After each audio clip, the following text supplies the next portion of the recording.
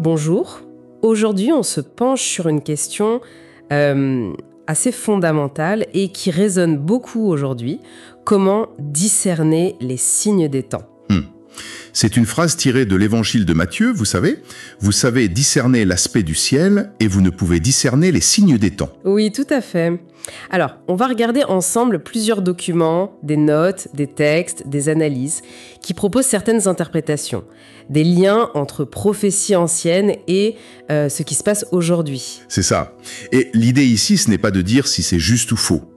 Le but, c'est vraiment de comprendre la logique derrière ces interprétations spécifiques. D'accord. On va décortiquer un peu les arguments clés qu'on trouve dans ces sources, pour avoir une vision claire de cette perspective. C'est une exploration de leur raisonnement. Parfait. Alors, entrons directement dans le vif du sujet. Un point de départ souvent cité, c'est Israël, sa création en 1948. Oui, un événement majeur pour ces lectures prophétiques. Les sources rappellent Isaïe 66:8. Un pays peut-il naître en un jour ? Une nation est-elle enfantée d'un seul coup ? C'est vu comme un accomplissement prophétique clé. Effectivement, c'est vraiment un point d'ancrage. Mais là où ça devient particulièrement intéressant, c'est le lien que font ces sources avec le psaume 90. Le psaume 90. Oui, le verset 10. Les jours de nos années s'élèvent à 70 ans, et pour les plus robustes, à 80 ans. Attendez, appliquez ça à un texte sur la durée de vie humaine, un peu poétique même, sur la fragilité de l'existence, l'appliquer directement à une nation, Israël en 1948, c'est une démarche assez audacieuse, non ? C'est précisément ça qui est frappant, cette lecture très littérale. D'accord. Les sources voient Israël pas juste comme un pays, mais comme une entité symbolique en quelque sorte, dans le plan prophétique. Et donc elles appliquent cette durée, 70-80 ans, à la génération qui a vu naître Israël. Ah oui, je vois la logique du calcul. Le calcul est simple, 1948 plus 70 ans, ça fait 2018, et 1948 plus 80 ans, ça fait 2028. Donc une fenêtre 2018-2028, et nous, en 2025, dans cet exemple, on serait en plein dedans avec 77 ans écoulés. Exactement, on est au cœur de cette période. Et j'imagine que les sources ne s'arrêtent pas juste à ce calcul, avec le psaume 90. Non, bien sûr, elles tissent d'autres liens dans ce même psaume. La fin du verset 10, car elle passe vite et nous nous envolons. Certains y voient une possible allusion à l'enlèvement de l'Église, la rapture. D'accord. Le verset 11, qui prend garde à la force de ta colère, est lu comme pointant vers un jugement divin à venir. Je vois. Et le verset 13, revient éternel. Jusqu'à quand ? Ça serait un appel au retour du Christ. Et le verset 12 ? Enseigne-nous à bien compter nos jours. Là, c'est vu comme une exhortation directe à ce discernement des temps dont on parlait. C'est fascinant de voir comment un texte peut être lu avec une grille de lecture aussi ciblée sur cette fenêtre 2018-2028. C'est une lecture très orientée, oui. Alors, passons à un autre pilier de ces analyses, la prophétie des 70 semaines de Daniel, Daniel 9. Un texte connu pour être complexe. Ah oui, très complexe. Pour faire simple, Daniel 9 parle de 70 semaines pour Israël et Jérusalem. Semaines d'années, donc 70 x 7, 490 ans. D'accord. 23 ans se sont écoulés entre un décret pour reconstruire Jérusalem et la première venue du Christ. Et la 70e semaine ? Elle est vue comme future. Une période de 7 ans, la tribulation, séparée des 69 autres par un long intervalle, l'ère de l'Église. Oui, ça c'est la vision habituelle. Mais les sources qu'on examine, elles, avancent autre chose, ou quelque chose en plus. Plutôt quelque chose en plus, ou une application différente. L'idée d'un second accomplissement possible. Un second ? Oui, déclenché par un autre décret, beaucoup plus tardif. Ah ! C'est là qu'intervient Suleiman le Magnifique. Le sultan ottoman. Lui-même. Les documents pointent un décret de sa part vers 1537 pour restaurer les murs de Jérusalem. D'accord. Et ils insistent sur des détails précis de Daniel 9:25 qui dit que Jérusalem sera rebâtie avec place, en hébreu Rechob, et fossé, Charoutz. Et ces mots hébreux Rechob et Charoutz, ils sont importants pour l'argumentation ? Tout à fait, c'est crucial pour eux. Rechob, c'est une place large, une rue principale. Charoutz, c'est un fossé, une tranchée. D'accord. L'argument, c'est que les travaux de Suleiman ne se sont pas limités aux murs. Ils auraient inclus la restauration de l'esplanade du temple, peut-être le Rechob, et la réparation d'un fossé près de la citadelle de David, le Charoutz. Donc des éléments très spécifiques qui correspondraient à la prophétie ? Voilà. Il cite même une plaque de l'époque, datée de janvier 1537, comme point de départ potentiel. Bon. Alors si on suit cette piste, le calcul donne quoi ? 1537 comme début des 483 ans. Exactement. 1537 plus 483, ça nous amène à 2020. 2020. C'est ce calcul qui est mis en avant. Pour ceux qui suivent cette lecture, la fin des 69 semaines en 2020 pourrait signifier que la 70e, la dernière semaine de 7 ans, aurait pu commencer autour de cette date, pointant vers 2027. C'est l'idée, oui.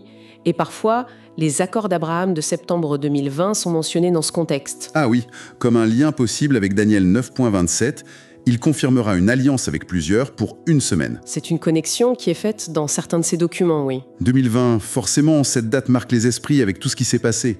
Ça explique l'intérêt pour cette interprétation. Sans doute. On voit bien comment les deux pistes, la fenêtre 2018-2028 du psaume 90 et cette chronologie 2020-2027 via Daniel et Soliman, eh bien, elles semblent converger selon ces sources. C'est exactement ça. L'idée de convergence est vraiment centrale.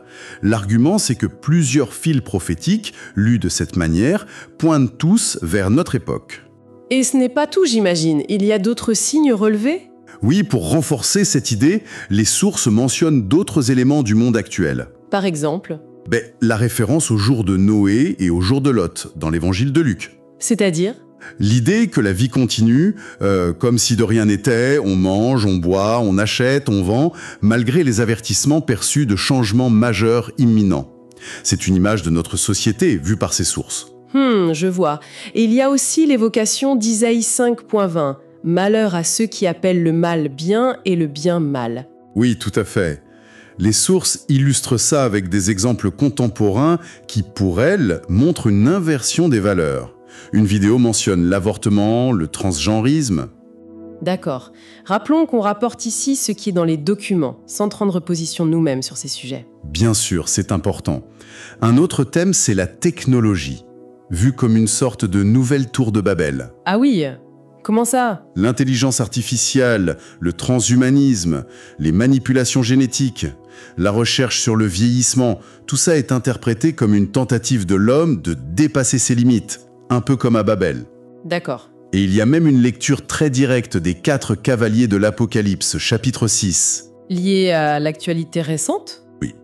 Le cheval blanc serait la pandémie de Covid, le rouge, la guerre, notamment en Ukraine, le noir, l'inflation et la menace de famine, et le pâle, la surmortalité observée.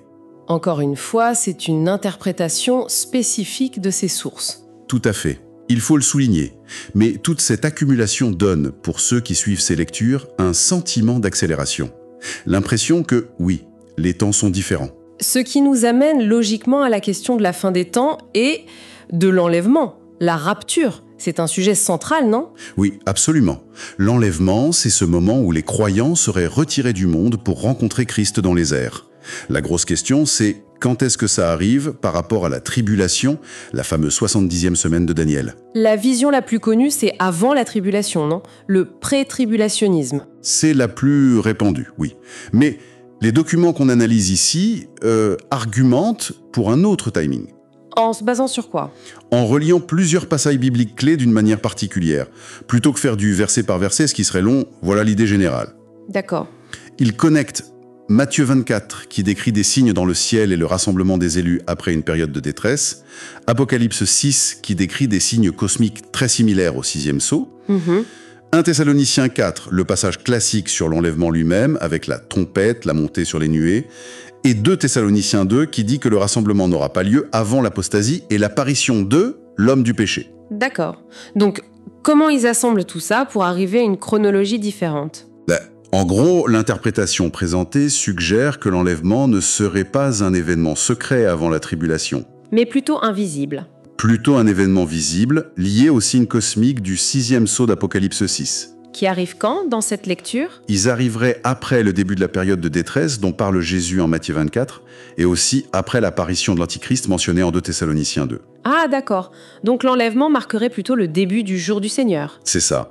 Et il précéderait immédiatement les jugements des trompettes qui suivent dans l'Apocalypse. Et l'histoire de Lot qui sort de Sodome juste avant le feu ? Oui, Luc 17. C'est utilisé pour appuyer cette idée.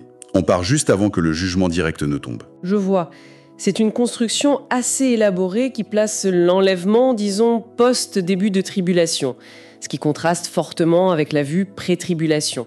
On comprend que ce soit un point de débat majeur. Tout à fait. C'est un point de divergence important au sein du christianisme évangélique notamment. Alors, face à tout ça, face à ces perspectives qui peuvent sembler intenses, qu'est-ce que les sources recommandent comme attitude, comme action Elles insistent beaucoup sur un équilibre, c'est vraiment le mot-clé.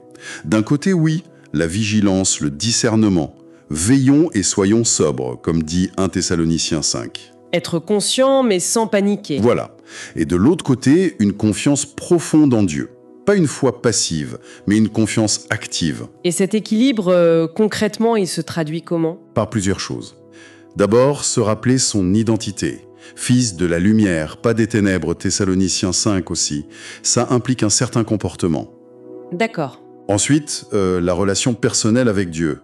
La foi, Hébreux 11, dit qu'elle est essentielle. La prière, Philippiens 4, encourage à prier pour tout.